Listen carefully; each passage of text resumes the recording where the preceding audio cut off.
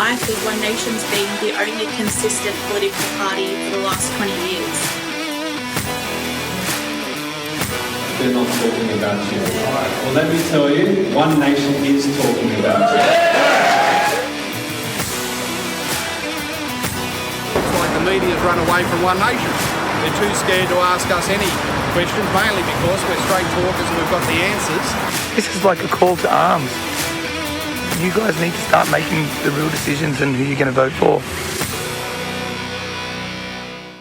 Hey everyone, welcome back to another episode of the ExCandidates. My name is Stephen Tripp, and as always, I'm here with Adam Zara. How are you going tonight, Adam? I'm good, Stephen. How you going? Very, very good. And we've got another Victorian candidate on this episode, Terri Pryse-Smith. How are you tonight? Going very well, thank you. And you've just told us, because we thought you were actually running in Eureka in the lower house, but you've been promoted. Can you tell us a little bit about that? Yeah, so I was approached to run for Eureka with One Nation, and I thought that was a very doable district to cover. And I guess it would only be 3 weeks ago that I got the call to say there'd been a discussion with Pauline and various people in the party, and that they were going to put me, if I agreed, to run for the upper house for the western region of Victoria. Oh, wow. And it's a great challenge. It's a vast area. Yeah, no. So this is it here now. So it includes Eureka, which is where you're going to run. Yeah, which is quite a small area considering some of these other areas like this Lowen district. And can you just discuss the area a little bit? What's for people like us, Adam and I? It's a very diverse area. So I live in Ripon, and that encompasses Ballarat, but you know it goes from Bacchus Marsh to the east and Melton, fairly built-up areas, all the way west to the South Australian border, north up to towns like Nil, and then south down to the surf coast, Warrnambool, Portland, Anglesea, Torquay, places like that. Very diverse financially, economically. It's a huge part of it is farmland, and just on the coast and around Ballarat and Geelong. Ballarat and Geelong are my two biggest cities in that region. Yeah, and Torquay's quite a wealthy area. Is Torquay a really wealthy area traditionally?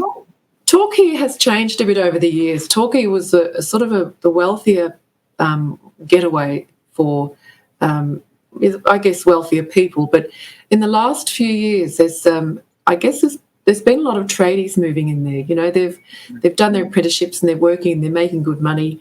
And so the demographic has changed down there a little bit. So I'd like to, I would like to talk to the tradies down there, see what they're doing, see if this Labor government's working for them. I don't think. You wouldn't think so. Have you always lived in Victoria? Yes, I was born in Melbourne. Yep. I mean, this is probably going to be a silly question, but have you seen a big change in Victoria and the way it's governed? Absolutely.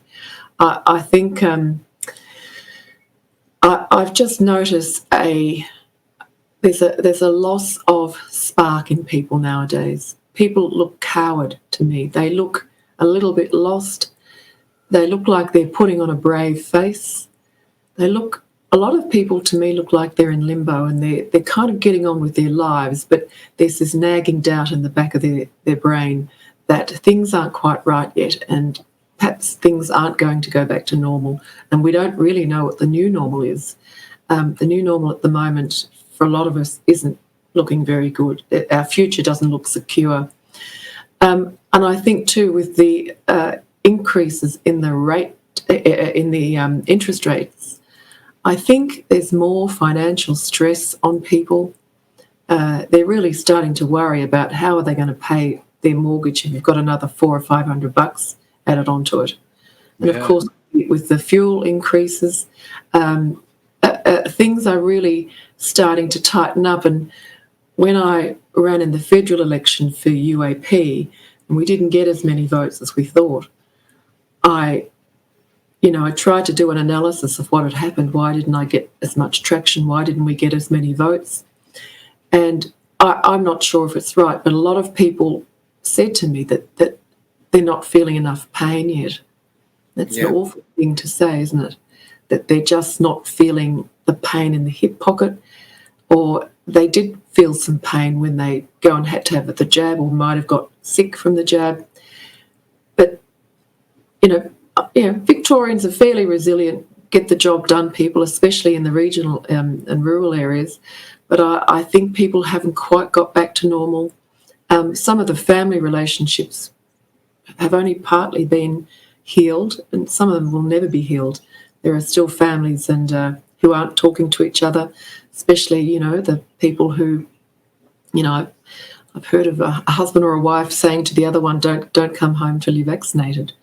It's a pretty heavy thing to lay on, someone in your family, your spouse. So it's lost a lot of its spark, And I think I especially feel very, very sad for the young people. When I grew up, we had so much hope for the future, and we were told we could do absolutely anything we wanted to do. And I did. I've always done what I wanted to do. I wanted to live a good, happy, fulfilled life. So to me, that's what's missing in Victoria now. Everyone looks a bit subdued and a bit coward and a bit frightened. Well, you're right there, because what happens is, if you have a look at the headlines, as the headlines are, the COVID pandemic, it's going to kill you, it's going to kill your mum, it's going to kill you, it's going to kill everybody, So you have to do this. So then it slowly broke. We were kind of like, I've been watching a bit of Yellowstone, so you're going to get a bit horse analogies and stuff like that. But you kind of break. So what happens is you kind of break people in. You know what I mean? So you're actually breaking the human spirit. So now, I can really, agree with what you're saying about having that spirit inside you that you can do anything if you work for it. So I live my life that way as well. I mean, like one minute I was doing I was an apprentice. Then I've gone to office work doing funds management. Then I went back to factory work, and then I went, then I started my own business, and now I'm a candidate for like politics, and this is all from a year 10 dropout.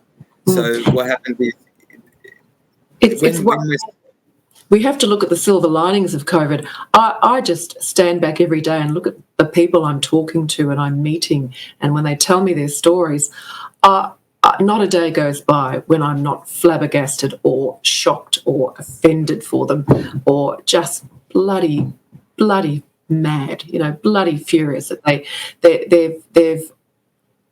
they seem to have got the best and the brightest of our medical professionals, our O callers, our teachers. They've got the very, very best of them, and try to annihilate them with their rules, and dispirit them, and just ruin their future. It's terrible what they've done to us, and it kind of became personal for me when I brought both of my parents up from Melbourne in the early 90s and put them in a lovely nursing home here in Ballarat. And my sister lives here now. So there's my sister and I, my folks in a nice nursing home. But of course, when COVID hit, we weren't allowed to visit. And then when the vaccination, the mandates came in, I wasn't allowed to visit because I wasn't vaxxed. Yeah. And I would watch visitors going in. I'd go up there and I'd watch visitors going in. I'd try and bluff my way through. I'd watch other visitors going in, all vaxxed, and going through the door up to see their parents. And every now and then COVID would break out in the nursing home. And I'd say to the manager there, why are you letting in people with COVID? And he said, but they're all vaxxed. It's all right, they're all vaxxed. And I wasn't allowed in because I wasn't vaxxed. And it got me so angry. And, of course, it got to the state where my father went downhill fairly quickly. I mean, every time COVID went in with a visitor, all these bloody vaxxed visitors, and the nursing home would get locked down and everyone was locked in their rooms. Yeah. And my mother didn't mind. She'd watch telly and read a book. But my father, it absolutely did his head in. Yeah. Lockdown. He couldn't go out on his scooter. He couldn't go out and talk to people. It absolutely did his head in. And in the very end, I was never allowed in.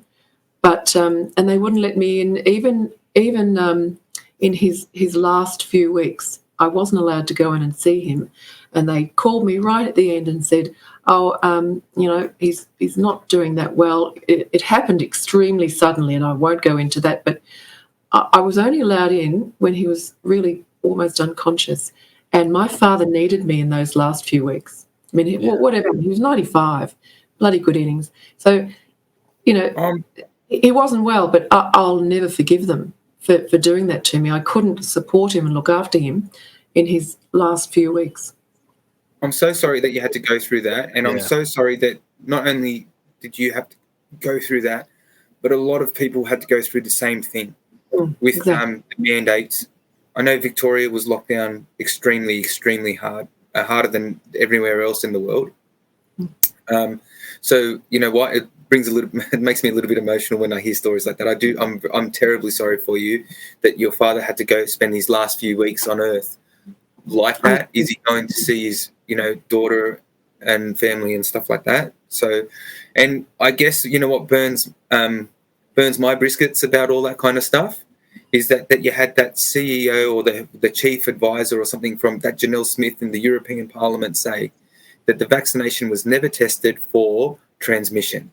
So they're stopping unvaccinated people healthy unvaccinated people going to see their families, in nursing homes and retirement villages. And what happens is, and then they're letting people who are vaccinated, who are just more so able to spread the virus.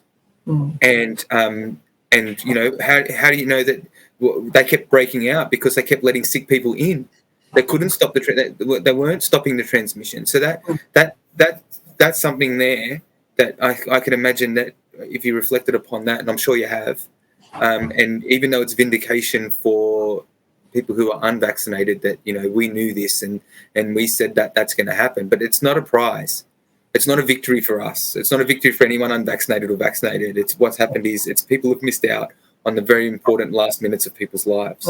And we have really good models now of countries that took a sensible and precautionary approach. I mean, look at Taiwan. Taiwan is half the size of Tasmania, and they went with the ivermectin medications and didn't close businesses down. They didn't lock people up. They've come out of it really, really well. Sweden did the same.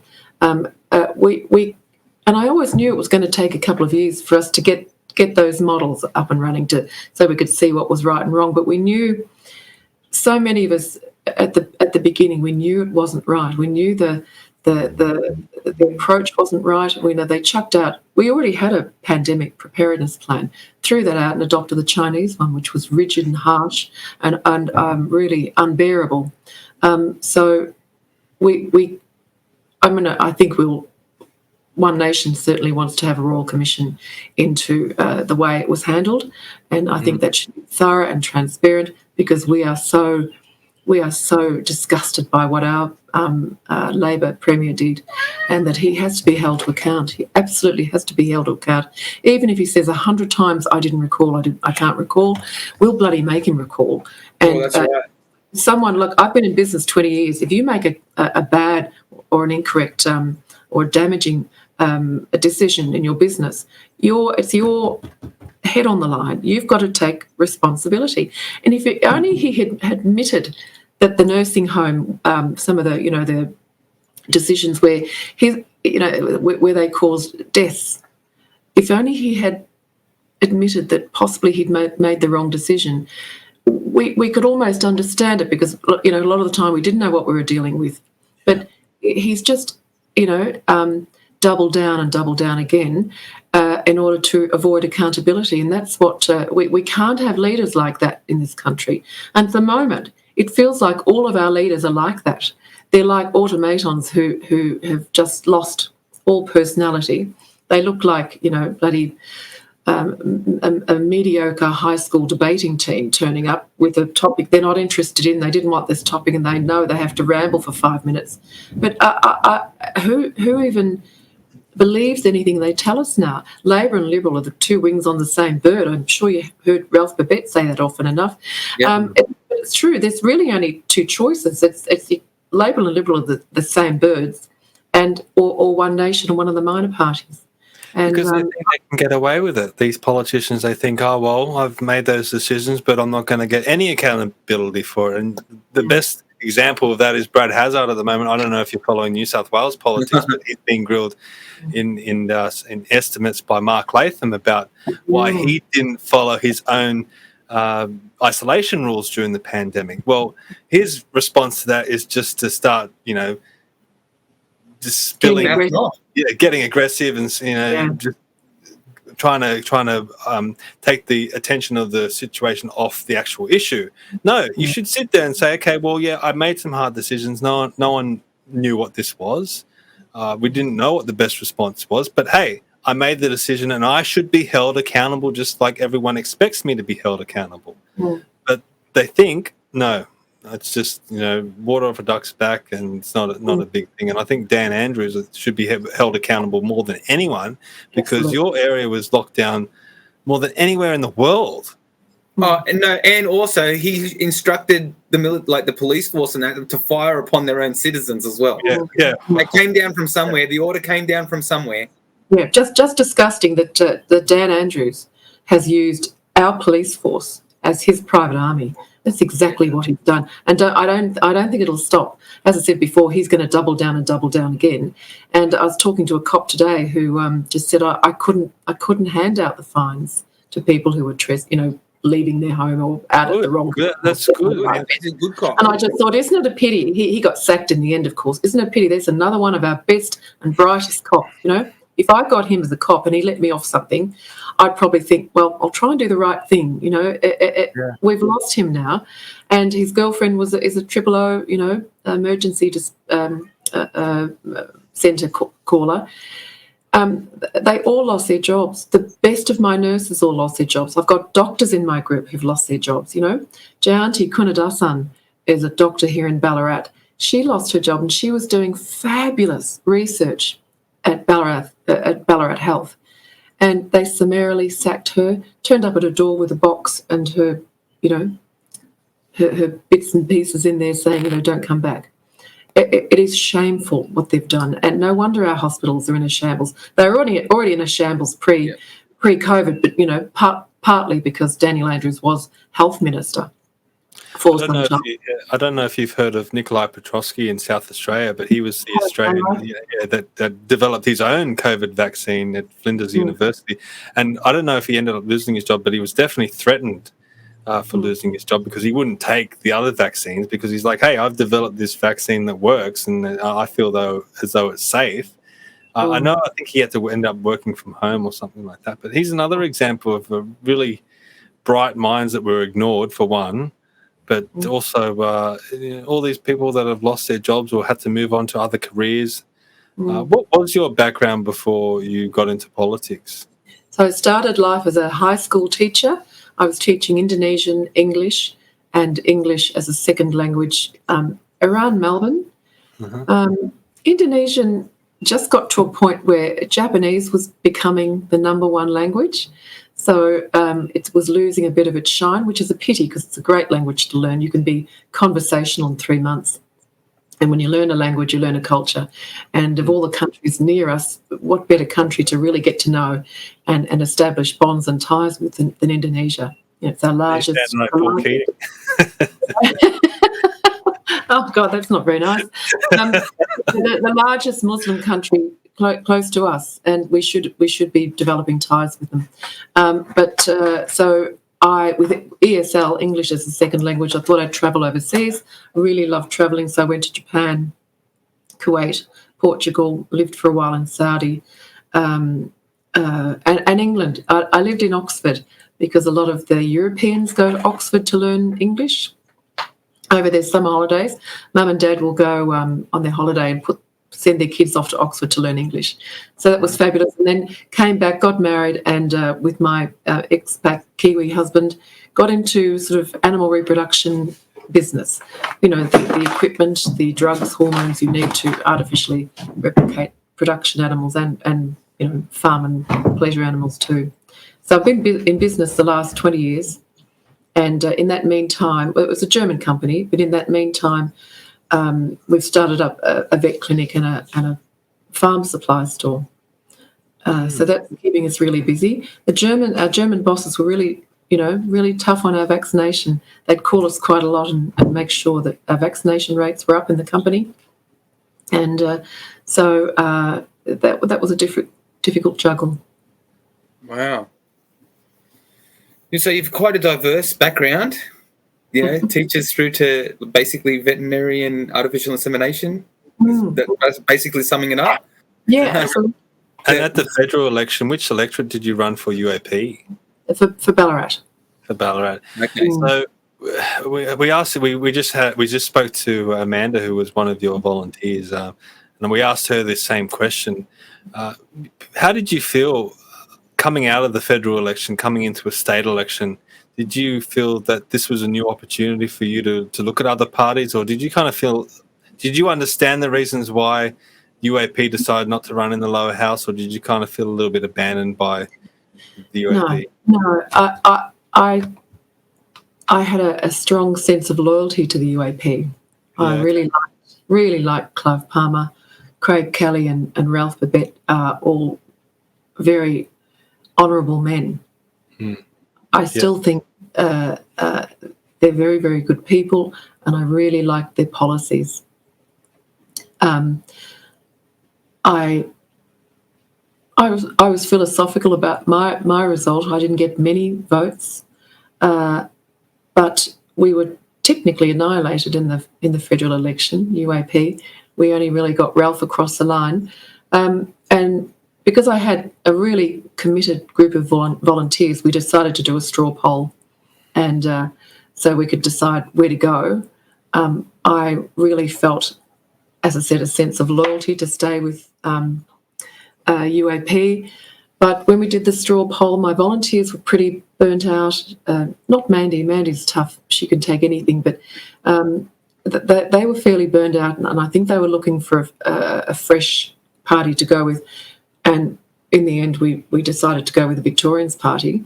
That lasted a crazy 4 or 5 weeks. And I was just about set to have photos done and got the call to say they'd imploded. They were no longer running.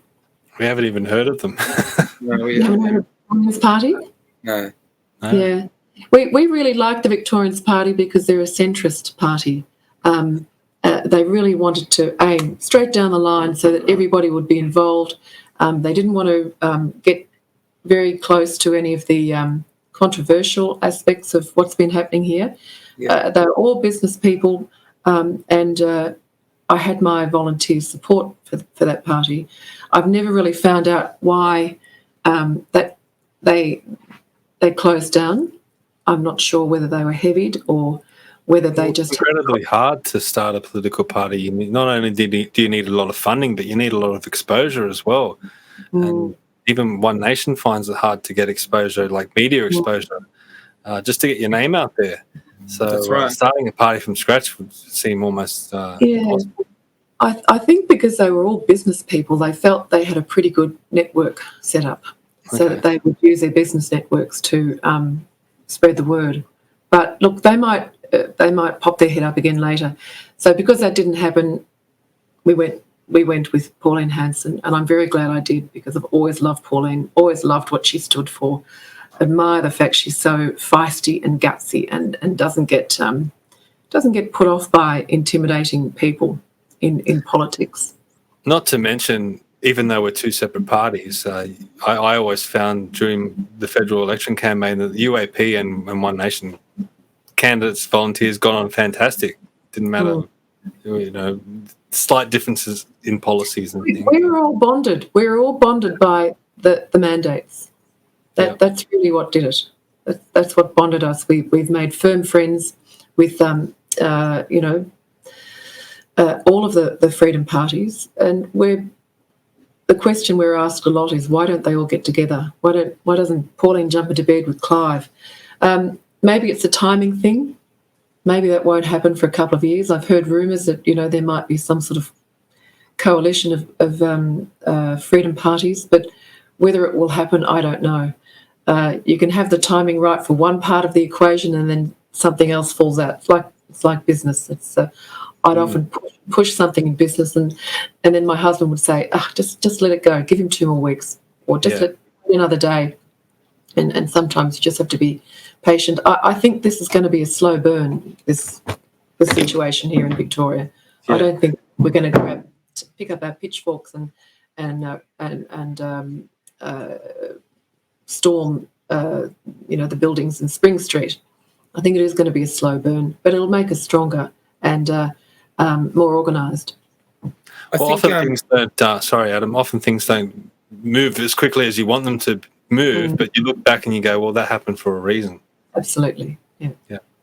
You have to look at it as training. I think every time that we get together, and I think every time that you get a new volunteer, every time that you step forward, and every time you knock on a door, it's all training for the end result. Whether it's this time or next time or the time after, it doesn't matter. But you have to be in the game to play the game. And I don't have a choice, Adam. I don't feel like I have a choice at all. I retired at the end of last year. So I was retiring. Technically, I should be cycling around Lake Wendouree here in Ballarat and meeting my girlfriends for coffee, but I just can't. You're not allowed to do that without having at least a mask on. No. And then they're going to they're planning to put lights, gigantic, tall, 30-metre lights all around Lake Wendouree. And we're also slated, I think, to be one of these smart cities. That's smart cities.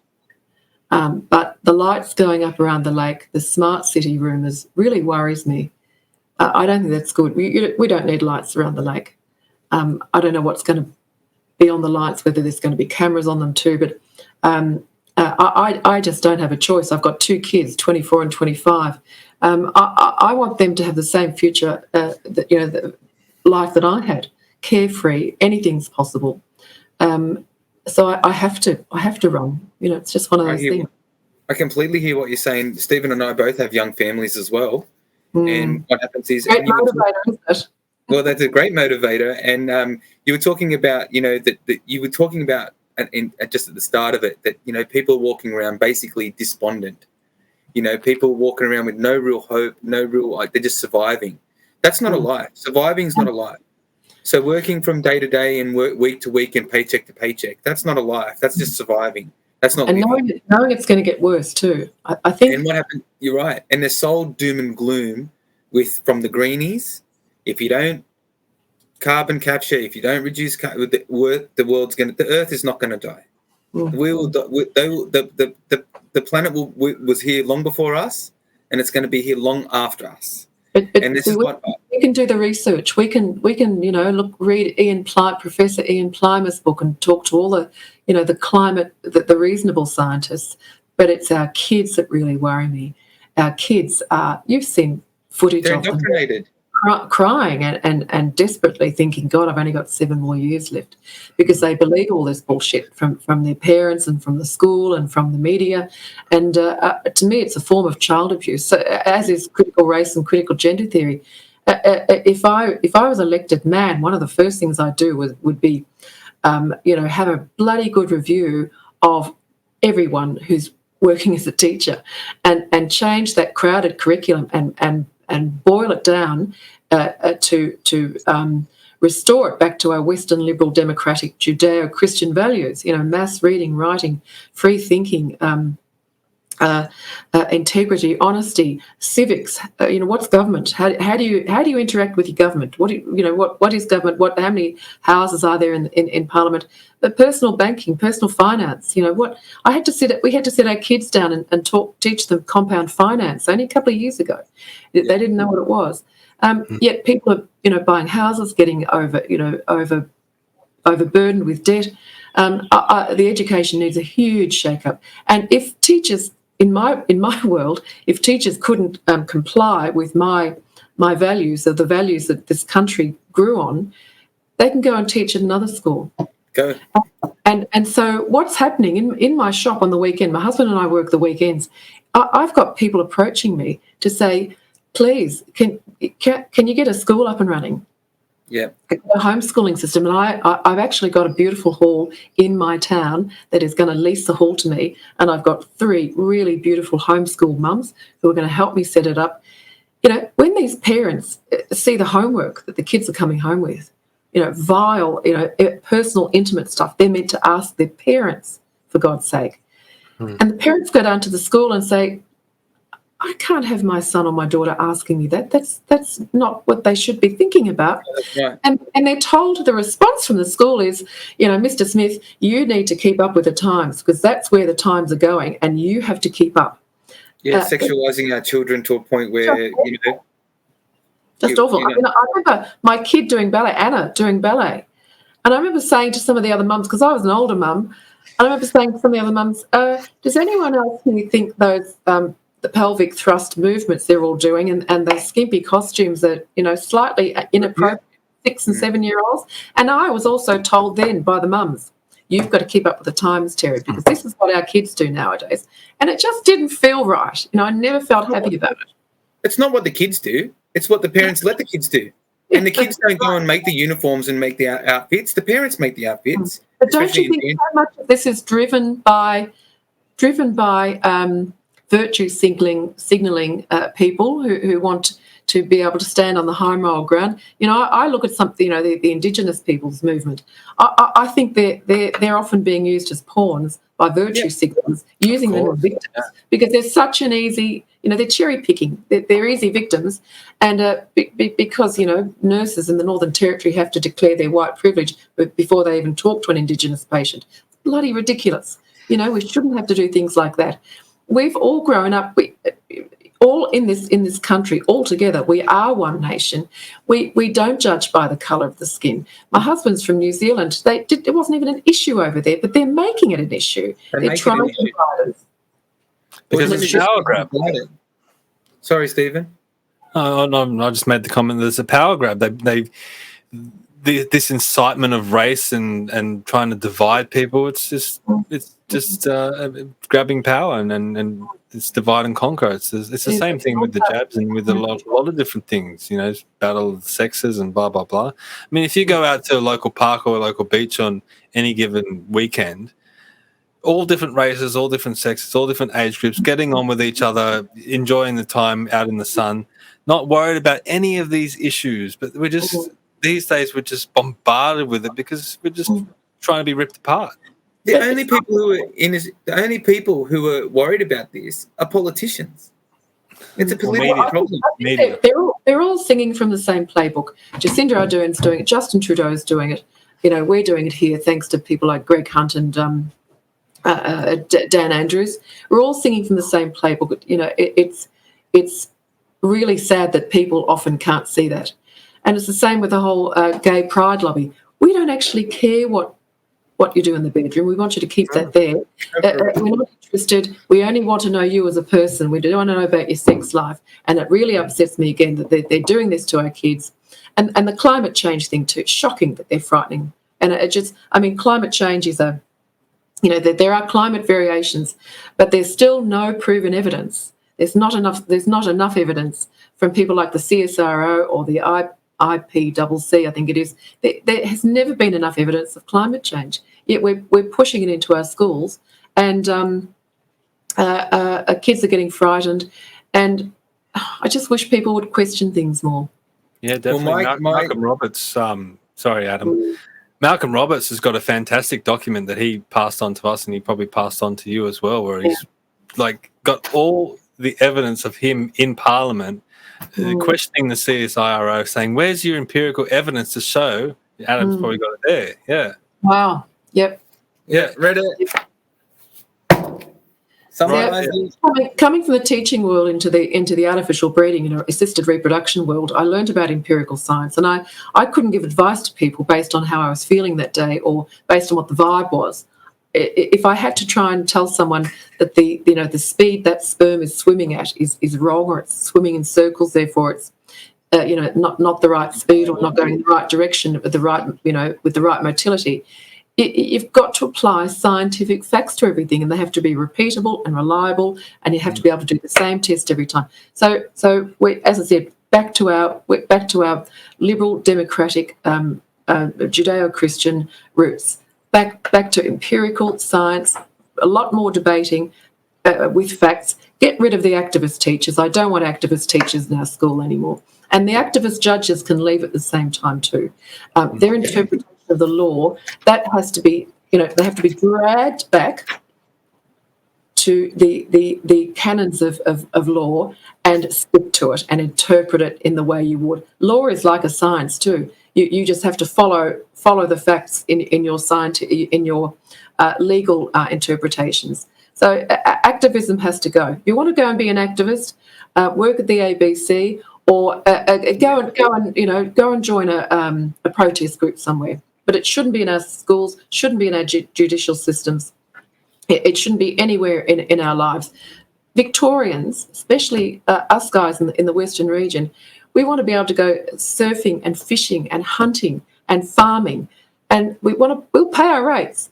We want the government to get the job done in an accountable fashion, in a timely fashion. Don't go over budget. Get the job done to our satisfaction, and then leave us alone. Just leave us alone. Get out of our lives. Go and be a politician. Do what you have to do. Go and help your special causes. But we want to be left alone. Absolutely. When you touched on education there, I've been going through a little bit of the education stuff, and lucky enough, our New South Wales leader, Mark Latham, he's part of the community, what do you call it, the education committee. He's the chair. Oh, fantastic. So in the MLC, so up in the upper house for state. And so I've just been reading over some of the documents and things like that, and they've just put out this big Maxwell report document, and 206 pages document and what their findings of the reports and stuff like that. And what we're doing up in New South Wales is trying to do the same thing. So that's when you said declutter the syllabus. They're trying to get rid of a lot of the ideology and a lot of the wokeism and a lot of all that stuff and the gender issues. And what happens is and try to get it back so they can get a more in-depth teaching on mathematics, so you can go deeper into it. So there's a lot of these subtexts I have to read it once, and then I have to go through and I go through and then grab the points. So I'm just trying to absorb it all.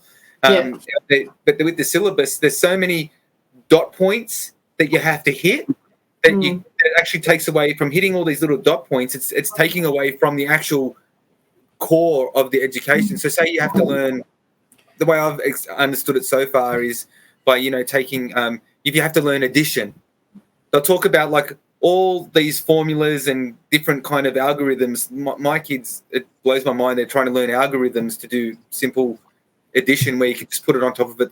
Like, the way we used to do it, where you put one number on top of the other one with a plus, and then you just add it all. Like, where now they're doing this thing with boxes and all these different kind of things. I'm like, see, when you're working out, you have to draw up boxes on your page and then do this kind of stuff. And she's like, yeah, that's how we do it now. And I'm like, oh, well, I'll show you how I do it my way. And we have competitions in the car when I'm waiting to drop her off at school.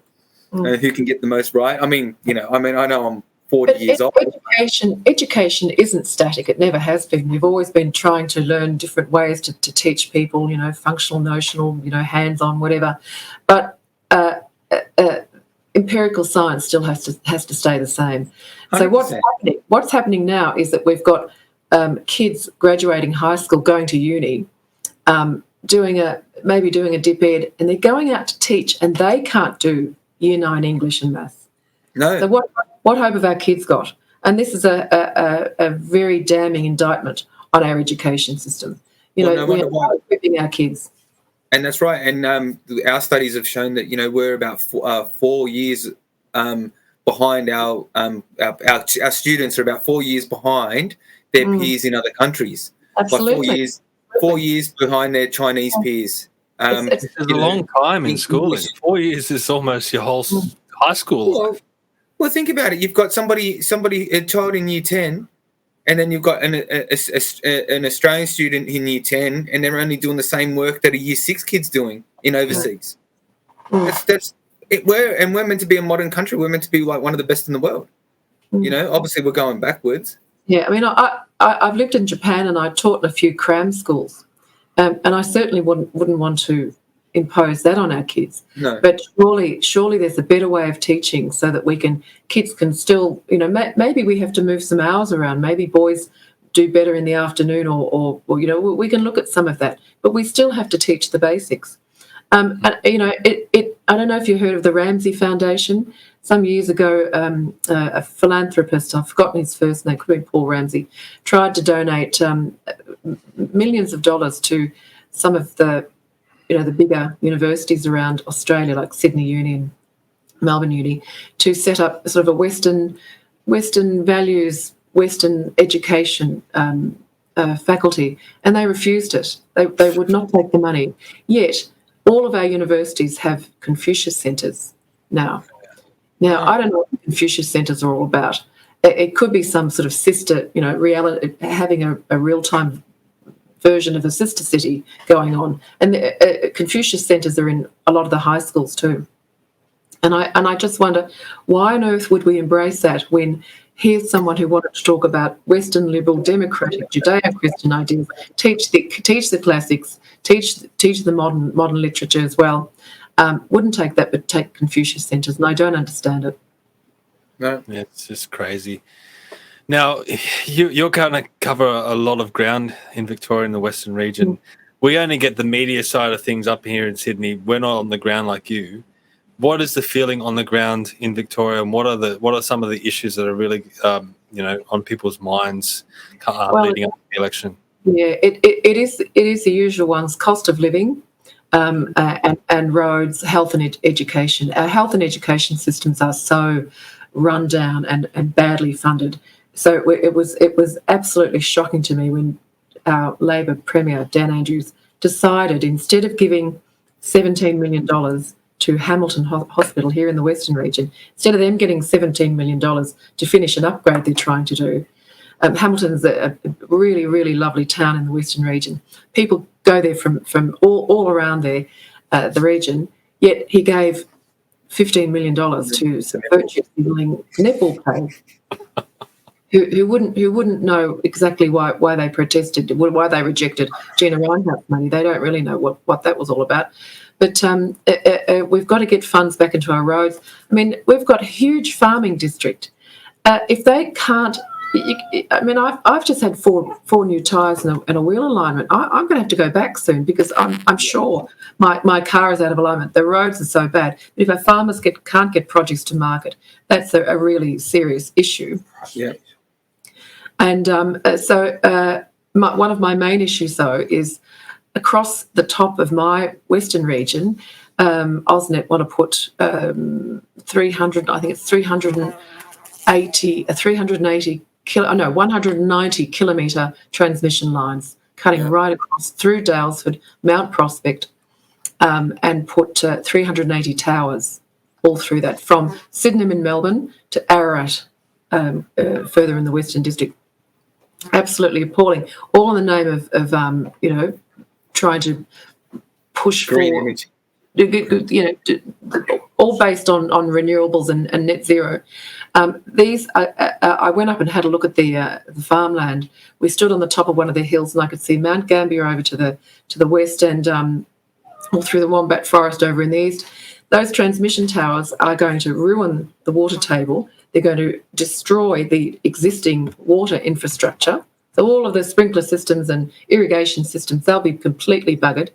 It'll make the land unviable. It's going to ruin tourism around Daylesford. So all those people who've gone to Daylesford for a better lifestyle, it'll devalue property values. It's going to split farms in two.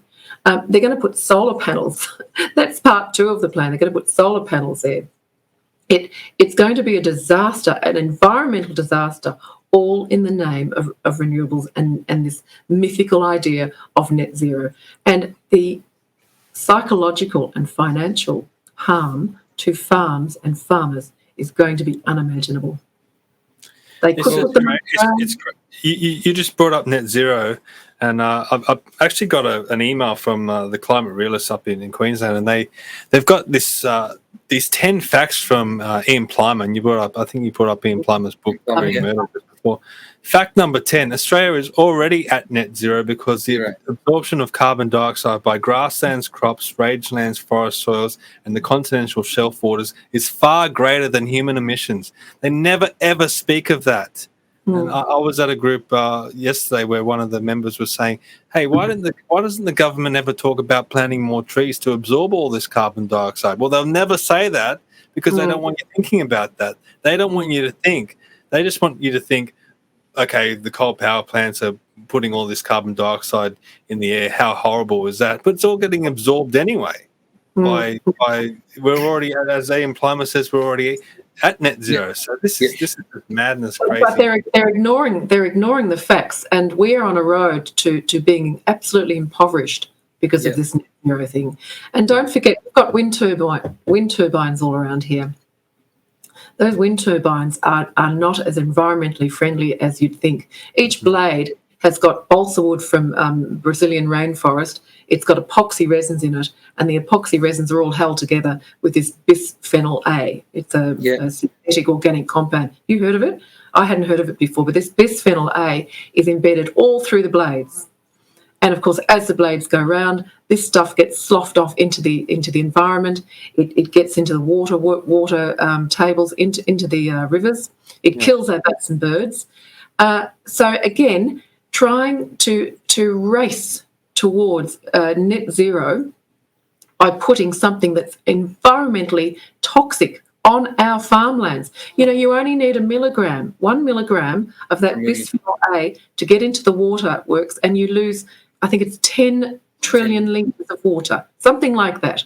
10 million, I think it's for 10 mils, it's 10 million litres. Yeah. And then don't forget, those blades are 70 to 100 metres long each, and there's 3 per windmill. And see, bisphenol A is a carcinogen and an endocrine disruptor. And it's a PFAS, it lasts forever. Yeah. It doesn't break down. We have to try and find a home for 6,000 now redundant blades. Now, we can't fob it off to third world countries anymore. They won't take it. So it's going to be landfill. We should have some of the brightest engineers and scientists in this country. They should know how to do things properly. I don't know, they might incinerate them, but they shouldn't have been there in the first place. And this is what I want to know. In business, if we wanted to, make a partnership with new suppliers or new business people, we would do our due diligence. I don't think our government's heard of due diligence anymore. And if you ask Dan Andrews, did you do your due diligence on the hotel quarantine? He'd probably scratch his head and say, "Oh, that wasn't my job, and I can't recall." You must do due diligence in government as well, and you have to follow the chain. So, who made the decision to the wind turbine people must know that bisphenol A is a carcinogen and endocrine. They must know that. The wind turbine people are the biggest purchasers of bisphenol A. They must know. It must come with, safety, MSDS. Why aren't we doing our due diligence? And why aren't Aussies questioning things? Victorians have got to wake up a little bit, and they've got to toughen up. Victorians are already tough. I mean, half the time when I had my kids in kinder down at Camperdown, anything that happened down there, we have to do because we couldn't get the funding and we couldn't get anyone to come and help us. So in the end, we always thought, God, we may as well get the garden going, and we may as well do the sand pit. So I think Victorians are used to doing things under their own bat, but I think they've got to question things a lot more. I mean, luckily I was brought up by a very sceptical mother who could, smell bullshit a mile away. So she always taught me to be very. Make you ask a question. Yeah, that's right. I've over the last 2 years, things my mother told me keep coming back to me because she was right on so many things about, the experts.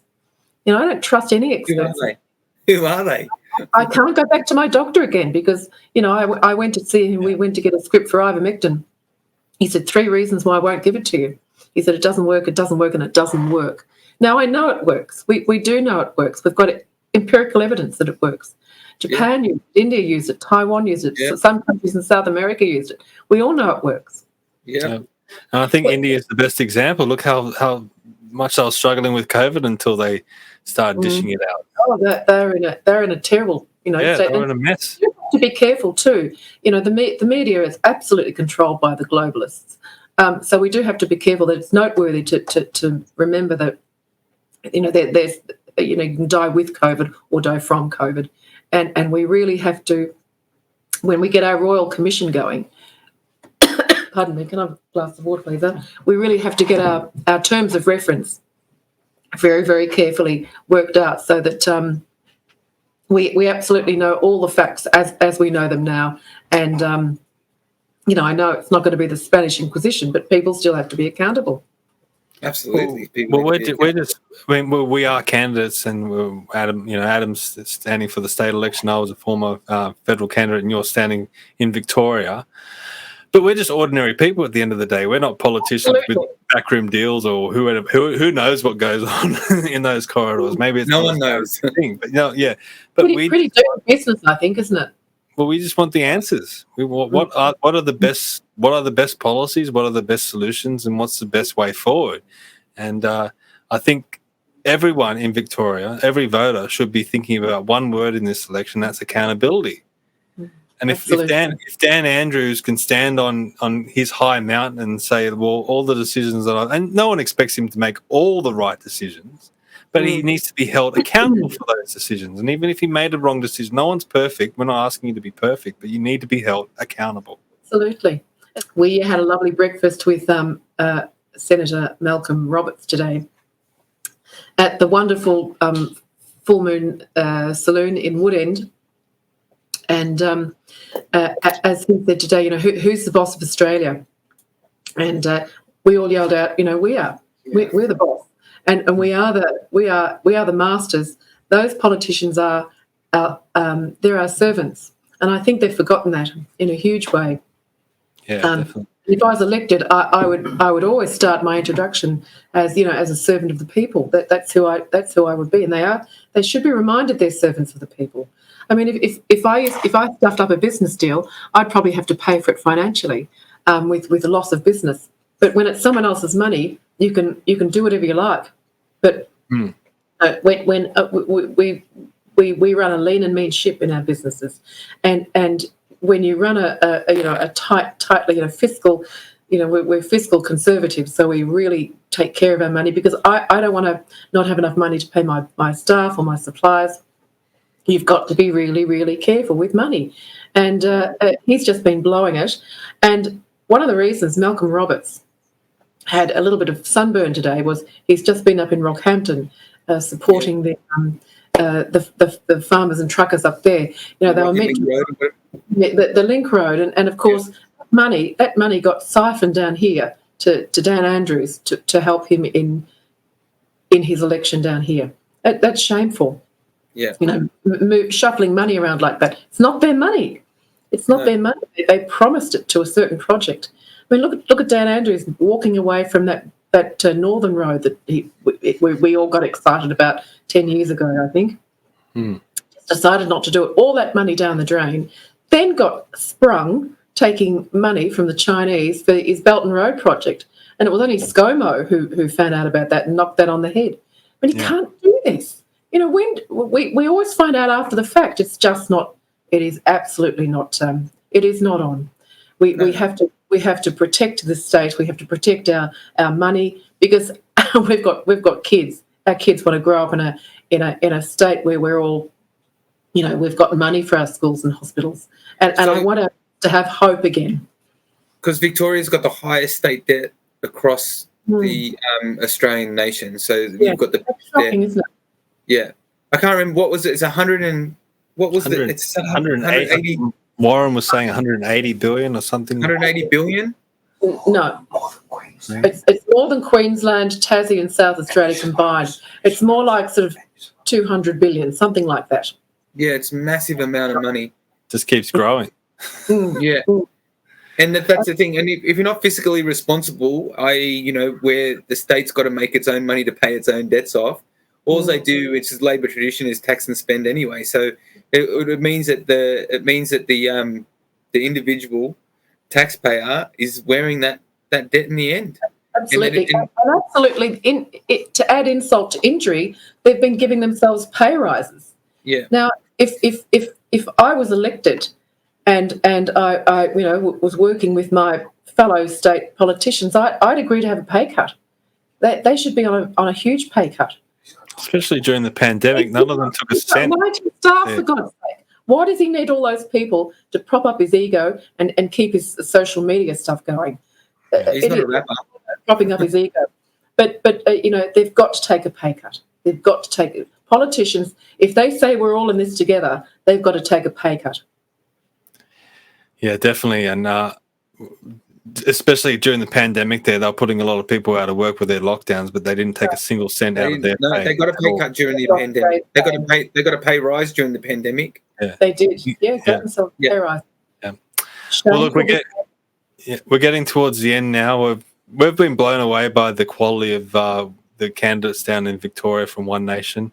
How well do you know the other candidates? And you look like you have developed a really good team down there, like a really tight-knit group. Yes, no, they're all fabulous people. They're all we all share the same values. They're all incredibly hardworking. They have got such a great work ethic. I probably haven't seen people who've worked this hard on a campaign before. We all feel the same. We've got great people to refer to, like Malcolm Roberts. Warren Pickering is the leader of our team. Yep. Answers the phone every time, supports you as much as they can. So I think just as I've made new friends over the last 2 years with the mandates wrecking our lives, I think some of these my fellow candidates who I have a lot of respect for, I hope that we'll continue to work together whatever happens. And can you tell us a little bit about your cat? We've seen your cat roaming around a little bit. That bloody cat. We got a cat for our little farm supply store as a kitten. People come in. We're feeding orphan lambs at the moment, and someone came in with a bunch of kittens, and I said, "Oh, look, we'll have one for the store." So we put a little outdoor area for him where he could go out to the aviary and into the little cat flap thing. And the next thing you knew, he was getting bigger and running around the store, and people would come up with a bag of dog food, cat food, whatever, or chaff or something, and all the guts of it would spill out. And we could see that he'd put his claws through everything. So he'd just go out at night and just put claws all through this food. And we were taping it up and selling it off at half price. So we brought him home and he hasn't gone back since. Oh, no. His name's Cooper and he's an old farm cat. Oh, beautiful. That's good. Well, he sounds nice, and I've seen he was trying to get into the camera shop before, but he's all right. The trouble is, because we're on 10 acres out here, and we've got beautiful bird life. We're just west of Ballarat, beautiful bird life here. So if to let him go out and get a bit of sunshine and that, I've got to walk around with him and yell out to the birds that we're coming. And so he doesn't come and get the birds for it.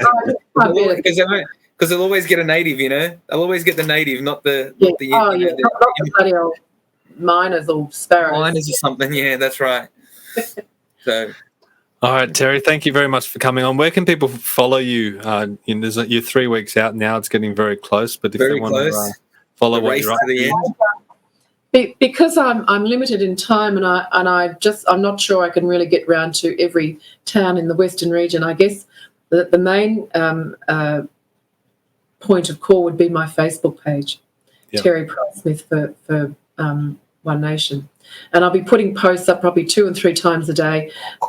Or call me. My phone number's on my website. You can call me anytime, but I really want to focus on this. I want to give my attention to everybody as much as I can. But this AusNet transmission lines through prime farmland, it's going to ruin it, and the water table. That's got to be one of my bigger focuses, because no one listens to the farmers. Everyone just ignores the farmers. The food keeps turning up. We actually have to really take care of them, because we've seen what's been happening in Holland, where up to maybe 50% of the farmers have been asked to just relinquish their farms. Well, I just don't want that to happen here. The writing's on the wall. We have to act very carefully, and our financial Investment Review Board has to go onto the spotlight too.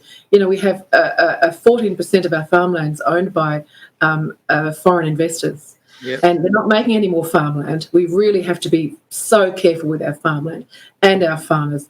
You know, they're in a very, very precarious situation. Often their health isn't very good, especially their mental health. And we have to look after them. We have to be the party that listens to the farmers. And I'm going to fight really hard to draw attention to the AusNet proposal and all the other the wind farm disasters all around the Western region. Yeah, I think green energy disaster, the whole thing's a disaster. I think anyone can pretty much put the stamp on that, and anyone who researches anything about it, there's just no justification to do what we're doing at all. Sorry, that's just a green energy thing. And with climate change and with farmers, look to Europe. Look, they're leading the way. If you want to see what's going to happen here, look to Europe first. Absolutely. I mean, aren't Germany going back to, you know, coal fire and the coal-fired power? You know, we've got beautiful coal in this country. We've got lovely, clean coal. We could have low emission, dispatchable, affordable coal with new coal-fired power plants. And they don't blow their power plants up when they're done with them. They're like we do. Yeah, they decommission them. They just switch theirs back on, but we can't. They're all just rubble in the ground. It's madness, absolute madness, what we're doing to this country. Yeah, definitely. All right. Thank you very much, Terri, for coming on. We really appreciate it. You've been tremendous, and good luck. We were really rooting for you guys up here in New South Wales. Hope you do very well and have a strong showing. It's only 3 weeks now. It's coming up very quickly. Yes. Thank you very much, Stephen and Adam, and good luck for your future endeavours. It's been lovely talking with you. Thank you. You too. If you enjoyed this episode, please share it far and wide, and we'll see you next time. Lovely. See you later. Bye.